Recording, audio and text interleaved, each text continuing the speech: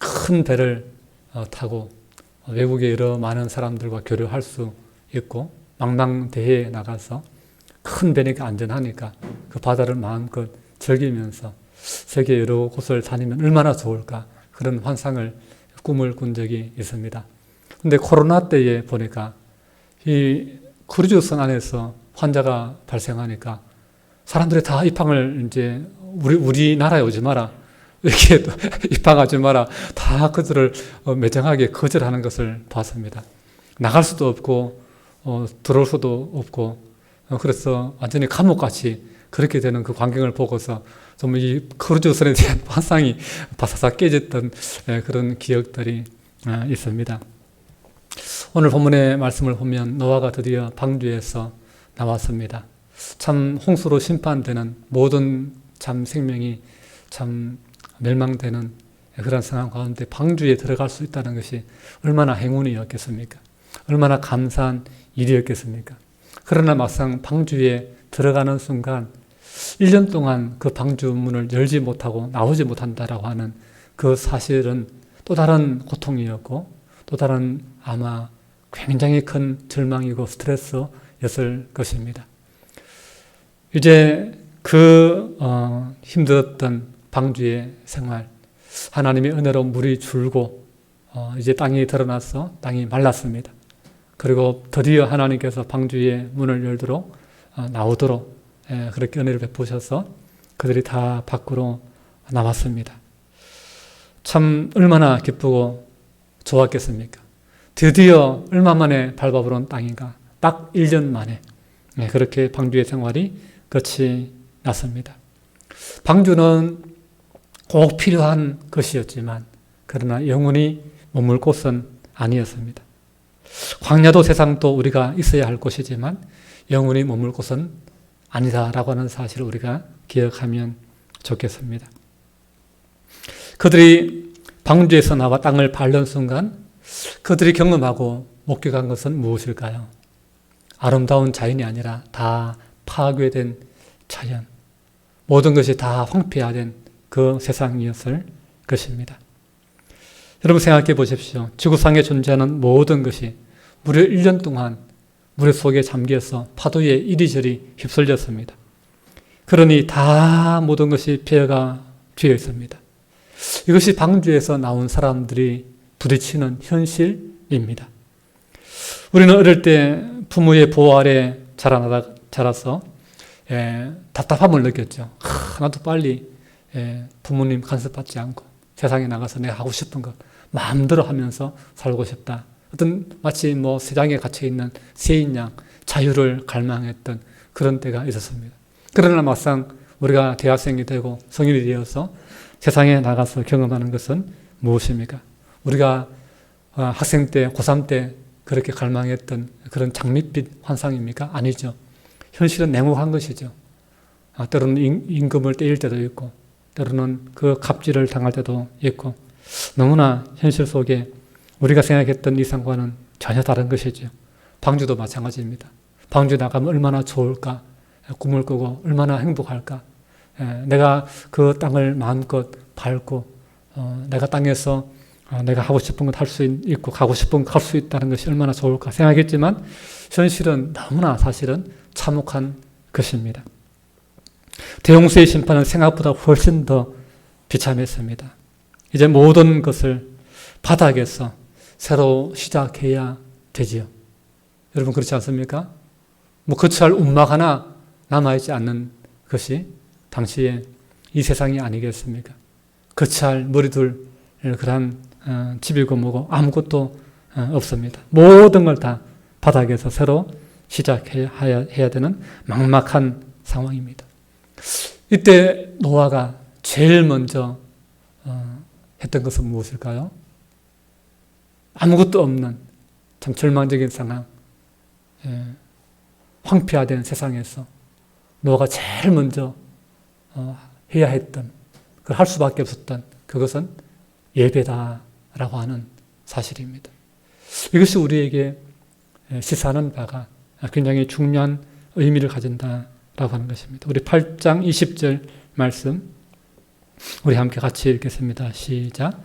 노아가 여호와께 제단을 쌓고 모든 정결한 짐승과 모든 정결한 새 중에서 제물을 취하여 번제로 제단에 드렸더니 아멘. 기막힌 현실에서 노아가 선택한 일은 제사, 예배였습니다. 사람이 깊은 공허와 절망을 경험할 때에 사람이 찾게 되는 것이 뭘까요? 그것은 하나님이에요. 여러분, 내가 즐길 게 있고 내가 누릴 게 있고 내가 마음껏 할 수 있는 그런 환경일 때는요, 하나님 잘 찾지 않아요. 하나님 잊어버릴 때가 많아요. 세상에 눈이 멀고 내 자신에 집중하고 하나님 생각하지 않습니다. 그러나 내가 의지할 것 아무것도 없고 내가 누릴 것 아무것도 없고 마음의 두려움과 절망이 가득할 때에 그때는 나도 모르게 내 입에서 나도 모르게 하나님이 찾게 돼요. 나도 모르게 주여 하는 탄식이 나옵니다. 우리가 아프면 나도 모르게 아 소리가 나오잖아요. 그처럼 진짜 힘들면요, 나도 모르게 하나님이라는 탄식이 나오게 되는 것입니다. 그러니 노아가 그러한 절망스러운 상황, 황폐된 세상에서 다시금 일어서기 위해서, 다시금 살아갈 용기를 얻기 위해서 그가 찾았던 것은 하나님이었다라고 하는 것입니다. 왜냐하면 하나님 외엔 소망이 없기 때문에 그렇습니다. 하나님 외엔 진정으로 기댈 것이 없기 때문에 그렇습니다. 그때 비로소 깨닫고 인정하게 되는 것은 삶은 하나님의 은혜이구나 하는 것입니다. 여러분, 삶은 하나님의 은혜입니다. 방주 밖으로 나온 노아와 그 가족들은 폐허가 된 이 땅 위에서 두려움을 느꼈죠. 마음에 밀려오는 말할 수 없는 그러한 공허, 캄캄함을 느꼈습니다. 거기서 그들이 의지할 수 있는 것은 하나님밖에 없습니다.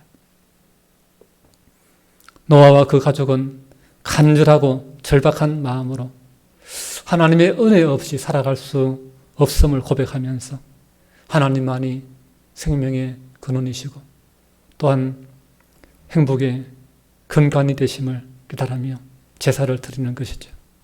정결한 짐승을 잡아서 정성스럽게 제단을 쌓고 온 마음으로 드렸던 예배, 그것이 바로 노아가 방주에서 내려서 첫 번째로 한 일입니다. 1980년대에 날개라는 노래로 가요 톱10 5주 연속 1위를 했던 가수 허영란이라는 분이 있습니다. 잘 모르시죠, 여러분? 예. 근데 이제 일어나라 아이야 다시 한번 걸어라, 이제 리듬 들으니까 조금 기억나시죠? 이 노래를 불렀던 가수인데 이분이 사실 국내에 알려지기 전에 일본에서 먼저 유명하게 되었습니다. 그래서 일본에서 뜨니까 한국어로 불러서 한국에서 노래 활동해서 유명세를 탔던 그런 가수입니다. 이분이 하루는 박정희 대통령 서거하는 소식을 들은 거예요.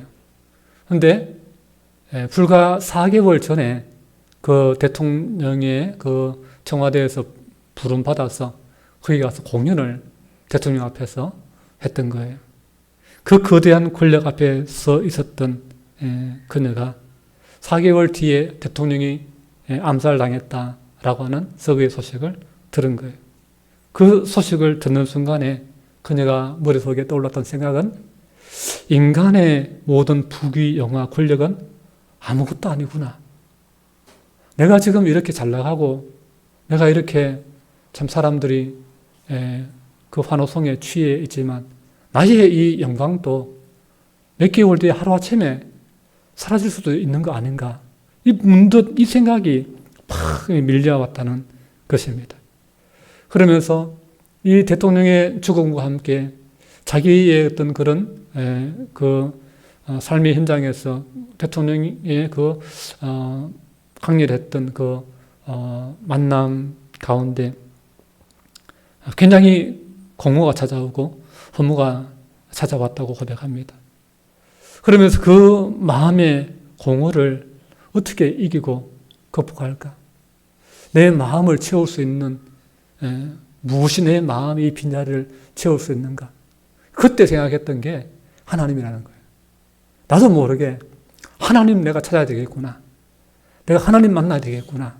그 생각이 들었다는 거예요. 일본에는 교회가 잘 없잖아요. 근데 그 교회가 잘 없는 그 일본에서 교회를 찾았다는 교회가. 십자가가 어디 있나. 그러면서 그 갈급한 그 공허한 마음을 가지고 교회를 찾았고 그 예배 가운데 예수님을 인격적으로 만나고 하나님의 사람, 믿음의 사람이 되었다. 그렇게 고백을 합니다. 여러분, 예배는 그저 왔다 갔다 하는 습관적으로 드리는 게 아니에요. 예배는 내 삶의 현장에서 하나님과 진지하게 만나는 만남의 장입니다. 오늘날 교회는 많지만 삶의 변화가 없는 진정한 예배가 없는 그런 안타까운 현실이 너무나 많습니다. 정식적이고 의식적인 예배를 드리기 때문에 자신도 변하지 않고 세상도 변화시킬 수 없는 것입니다. 그러나 노아가 드렸던 예배는 그렇지 않습니다. 기막힌 심정을 가지고 참담한 심정을 가지고 의지할 때, 위로받을 때, 소망 둘 때는 하나님밖에 없는 그 절박한 마음으로 드렸던 예배이기 때문에 그렇습니다. 노아의 고백이 무엇일까요? 하나님, 그동안 인간이 너무 교만했습니다. 세상의 주인이 하나님이신데 인간이 주인인 양 착각했습니다. 그렇지 않겠습니까? 인간이 900년 넘게 살던 시절이니까 죽음이라고 하는 것을 두려워하지 않는 그런 시대였으니까. 그리고 그렇게 오래 살면서 똑똑한 사람이 오래 살아보세요. 온갖 것들을 다 만들어내죠. 에디슨이 만약에 8, 90세에 죽지 않고 900년까지 살았다 생각해보세요. 얼마나 그 문화를, 얼마나 많은 것들을 이룩해냈겠습니까? 그러니 그 당시에 가령 음악하는 문화들, 철기 문화들, 그런 것들을 다 이룩했지요. 그래서 성을 건축했다고, 문명을 이룩했다고, 인간 스스로 하나님 없이도 살 수 있는 존재이냐, 그렇게 교만하면서 자기의 마음의 욕망대로 그렇게 죄악으로 물들였던 그런 인간이었던 것입니다. 하지만 그 교만했지만 하나님이 한 번 노를 바라실 때에 인간은 아무것도 아닌 것을 깨닫게 되는 것이죠. 그러면서 하나님, 이제 우리의 모든 삶이 하나님의 은혜임을 깨닫습니다. 생사화복의 근원 되신 하나님, 우리를 불쌍히 여기사 다시 한번 이 땅에 하나님의 은혜, 하나님의 자비를 베풀어 주옵소서. 아마 그렇게 기도했을 것입니다. 여러분, 우리의 삶은 은혜입니다. 은혜입니다. 여러분, 이 지구에 사는 것이 은혜입니다. 그럼 달에 가서 한번 살아보십시오. 화성에 가서 한번 살아보십시오. 우리 가보지 않았지만은 이미 우주선 보내가지고 다 착륙선 보내가지고 다 그 상황을 다 찍어왔잖아요. 여러분, 거기서 얼마나 황폐합니까? 얼마나 인간 사람 살 곳이 못 됩니까? 근데 하나님은 이 지구를 너무나 아름답게 물이 가득한 곳으로, 모든 생명이 가득한 곳으로 창조하셨습니다. 그리고 여러분, 지렁이 한번 생각해 보세요. 바퀴벌레 한번 생각해 보세요. 얼마나 참 징그럽고 흉측합니까? 근데 우리를 그런 존재가 아닌 하나님의 형상으로, 만물의 영장으로 만들어 주셨어요. 그러니 얼마나 감사한 것입니까? 모든 것들을 다 누리고 모든 것들을 다 창조할 수 있는 그런 창의력을 우리에게 주셨으니,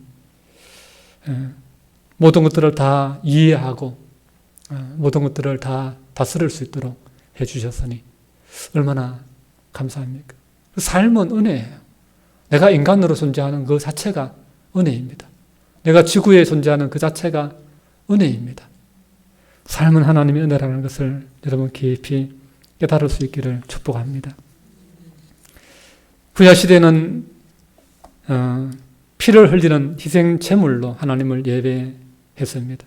그 희생 제물 앞에 드리는 예배가 어찌 형식일 수 있으며 진지하지 않을 수 있겠습니까?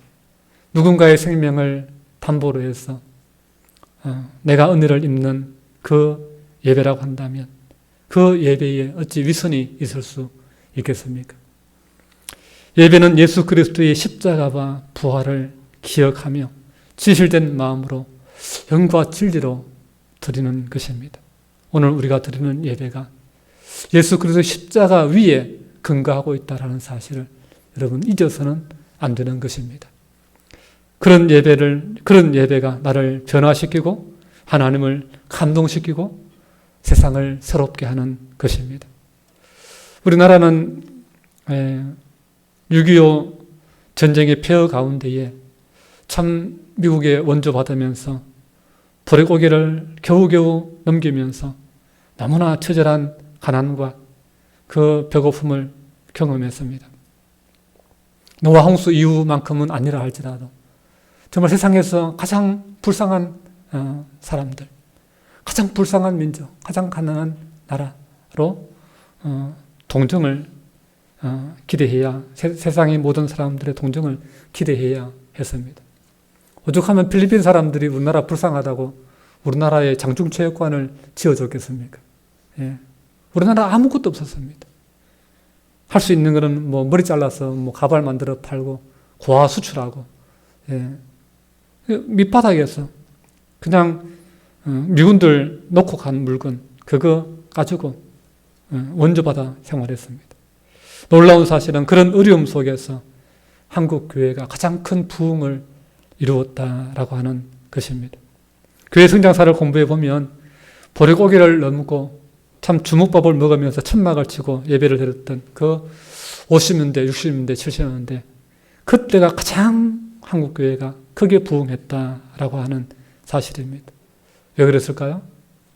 모든 것이 파괴된 그 폐허 위에서 의지할 것, 위로받을 때 소망 둘 곳은 하나님밖에 없었던 것입니다.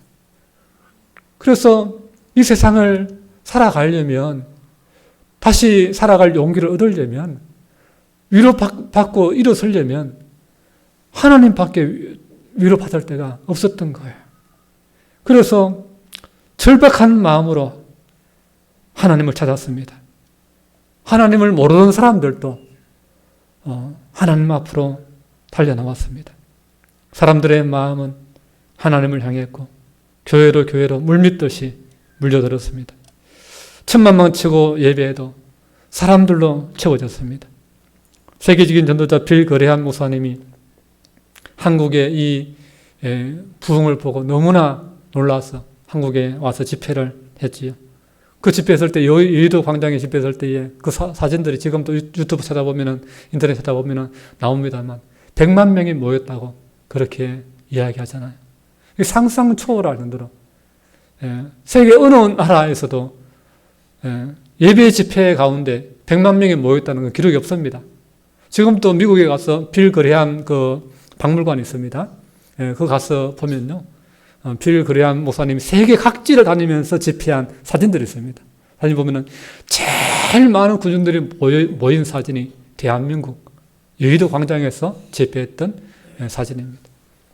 참 가난했던 나라, 절망적이었던 나라, 한 맺힌 서름이 많은 나라, 정말 아무것도 자원이 있나, 아무것도 없었던 이 나라. 그러나 그것이 오히려 하나님만을 의지하고 하나님만을 예배하는, 하나님만이 우리의 소망임을 고백하며 진심으로 하나님을 예배할 수 있는 그러한 동력이 되었던 것입니다. 그렇게 사람들이 마음을 다해서 하나님을 향하고 하나님을 예배하고 하나님께 간절히 부르짖어 기도하면서 기도원마다 산골짜기마다 주여 하는 소리가 울려 퍼지면서 하나님께서 이 나라의 은혜를 베풀어 주신 것입니다. 그래서 80년대 고도 성장기를 넘어서 올림픽까지 하고 월드컵까지 개최하고 경제력 국방력 세계 10위 안에 드는 선진국이 되었습니다. 하나님은 우리를 사랑하시는 줄로 믿습니다. 그래서 우리를 찾으시고 버리시지 않으시는 거예요. 하나님은 사치스러운 예배나 부유한 예배를 원하지 않습니다. 진실하고 간절한 예배, 정직한 예배를 하나님은 원하십니다. 노아가 주체할 수 없는 마음으로 하나님을 예배할 때에 하나님은 그 예배 가운데 임하셨고 그 예배를 흠양하셨습니다. 21절 말씀 우리 같이 읽겠습니다. 여호와께서 그 향기를 받으시고 그 중심에 이르시되 내가 다시는 사람으로 말미암아 땅을 저주하지 아니하리니 이는 사람의 마음이 계획하는 바가 어려서부터 악함이라. 내가 전에 행한 것 같이 모든 생물을 다시 멸하지 아니하리니. 아멘. 노아가 하나님 앞에 간절하게 은혜를 구하며 하나님의 그 은총을 기대하며 하나님을 구했을 때에 하나님 임재하셨고 하나님 그 제사 흠양하시면서 하나님께서 응답하셨습니다. 내가 다시는 사람으로 말미암아 땅을 저주하지 않겠다. 그렇게 말씀하십니다. 그전에는 인간이 죄를 지을 때마다 하나님이 땅을 저주하셨어요. 그래서 땅에 심는 대로 거두지 못하도록 그렇게 하셨어요. 근데 그래 봤자 인간은 계속해서 악으로 달려가니까 소용이 없구나. 그래서 홍수 이후에는 하나님이 인간의 죄로 말미암아 땅을 저주하지 않겠다. 그렇게 말씀하십니다. 참된 예배로 말미암아 하나님이 인간에게 은혜를 베푸십니다. 참된 예배는 예배자를 바꿀 뿐만 아니라 하나님의 자비와 긍휼을 경험하게 합니다. 새로운 삶의 시작은요, 진정한 예배로부터 시작되는 것입니다. 여러분, 새로운 삶을 기대하십니까? 그렇다고 한다면 하나님 앞에 새 마음을 가지고 묵은 마음 그대로 하지 말고 묵은 마음, 굳어진 마음을 기경하셨어. 갈아엎으셨어. 새 마음을 가지고 가난한 심령으로 하나님을 예배하십시오. 그러면 하나님께서 그 심령 가운데, 하나님 그 인생 가운데 하나님이 새 일을 행하실 줄로 믿습니다. 오늘 두 번째 우리가 주목해야 되는 것은 새로운 시작은 하나님의 복 주심으로부터 시작된다라고 하는 것입니다. 하나님은 전심으로 예배하는 노아에게 복을 주시고 있는 것을 보게 됩니다. 9장 1절 말씀 우리 함께 같이 읽습니다. 시작.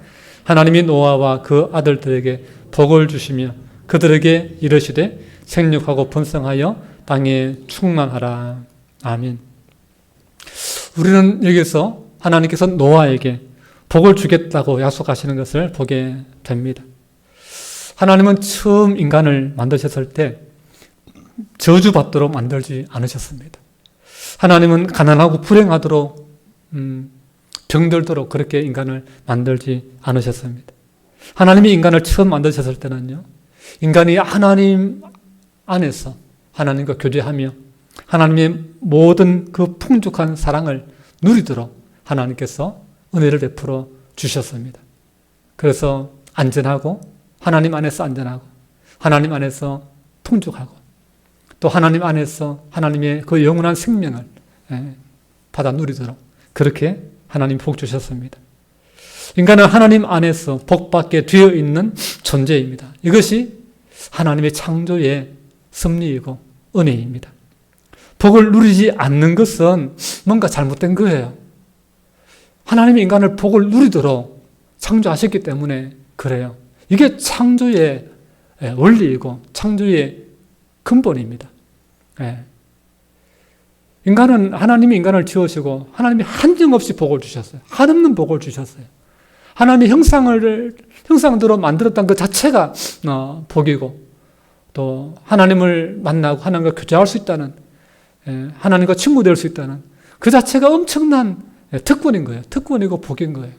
거기다가 모든 자연과 동물, 식물들 다 다스리고 관리할 수 있는 그러한 은혜를 주셨죠. 그래서 인간이 복을 받고 복을 누리고 사는 것은 당연한 거예요. 당연한 것. 당연한 것입니다. 그럼에도 불구하고 인간은 복을 잃어버렸습니다. 인간의 죄 때문에 그런 것이죠. 이제 창세기 9장 1절 말씀은 창세기 1장에서 하나님의 약속을 다시 상기시키고 확인해 주는 것이죠. 하나님이 이 약속을 다시 하시는 이유는 땅이 심판을 받아서 노아와 그 가족들만 남았지만 아담과 하와에게 주셨던 창조의 복을 잊지 않고 말씀 그대로 다시 주실 것을 확신시키기 위해서입니다. 나는 너를 잊지 않았다. 내 약속은 신실하고 변함이 없다.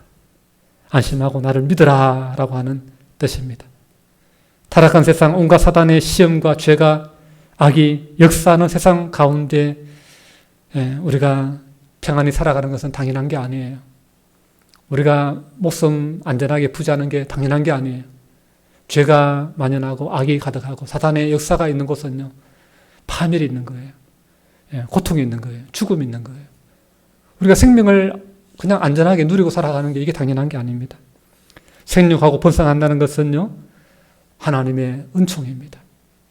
하나님의 은혜입니다. 그러면 창세기에서 말씀하셨던 복과 9장에서 말씀하시는 복이 똑같은가? 그렇지는 않습니다. 차이가 있습니다.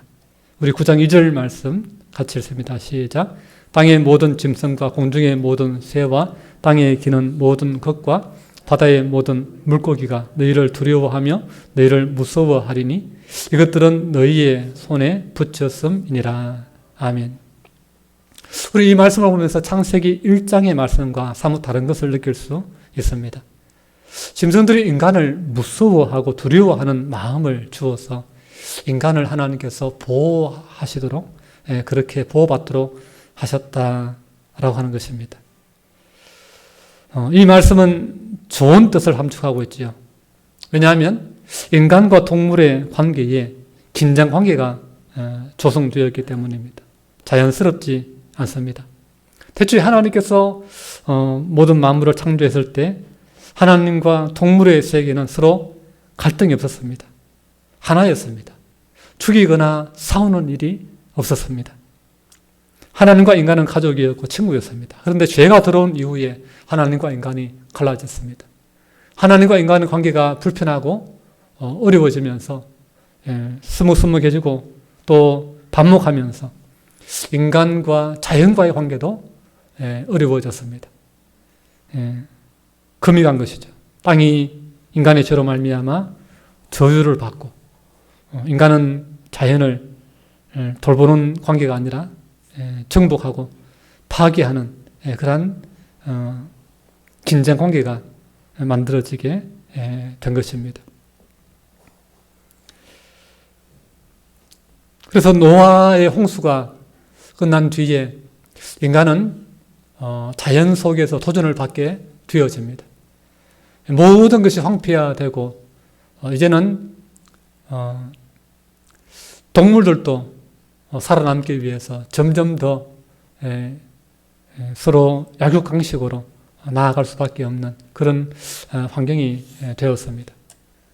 그런 환경에서 인간이 하나님의 은혜를 누리고 또 이 땅에 안전하게 살기 위해서는 이 동물들로 하여금 인간을 두려워하는 마음을 가지게 했다라고 하는 것이죠. 사실 인간은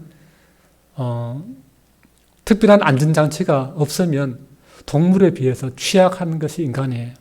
동물보다 빨리 달릴 수 있습니까? 동물처럼 날 수 있습니까? 동물처럼 멀리 장거리 지구력을 가질 수 있습니까? 뭐 사나운 발톱이나 날카로운 공격력을 가질 수 있습니까? 인간은 특별한 보호장치가 없으면 세상의 그 어떤 존재보다도 약한 존재예요. 똑같은 조건에 놓고 딱 두면요, 인간은 제일 먼저 죽습니다. 그렇기 때문에 하나님께서 모든 안전장치가 사라진 세상 가운데 사람은 사람끼리 많이 있어야 안전하거든요. 사람은 숫자에서 밀리면 못 살아남습니다. 근데 하나님께서 그러한 동물들이 더 가득한 이제는 똑같은 조건에서 살아남아야 되는 그 상황에서 하나님께서 동물들을 하여금 사람들을 두려워하는 마음을 주셔서 사람을 공격하지 않도록, 사람을 해하지 않도록 그렇게 하나님께서 은혜를 주신 것입니다. 어떻게 보면 하나님께서 복을 주시고 은혜를 주신 것이지만 그러나 뭔가 금이 가 있는 복이고 뭔가 불완전한 복이 아닐 수가 없습니다. 여전히 불안이 남아있는 그런 은혜입니다. 그런 이 은혜가 언제 완전하게 회복될까요? 예수 그리스도께서 이 땅에 다시 오실 때에 이 땅은 하나님의 완전한 은혜로 충만하게 될 것입니다. 그날에 대해서 이사야 선지자는 이렇게 말합니다. 그때에 이리가 어린 양과 함께 거하며 표범이 어린 염소와 함께 누우며 송아지와 어린 사자가 살찐 짐승이 함께 있어 어린 아이에게 끌리며 암소와 곰이 함께 먹으며 그것들의 새끼가 함께 엎드리며 사자가 소처럼 풀을 먹을 것이며 젖먹는 아이가 독사의 구멍에서 장난치며 젖된 어린 아이가 독사의 굴에 손을 넣을 것이라. 네, 이런 날은 꿈과 같은 그러한 이야기지요. 그러나 우리는 그날을 만들 수 없지만 그러나 이 천지 만물을 창조하신 하나님은 반드시 그날을 준비하고 계시고 예수님이 땅에 오시면 그날은 반드시 성취될 줄로 믿습니다. 주님의 나라에서 더 이상 갈등하지 않고 더 이상 죄가 없기 때문에 진정한 평화가 하나님 안에서 모든 것이 부족함이 없도록 채워지기 때문에 그렇습니다. 하나님이 직접 다스리시기 때문에 그렇습니다.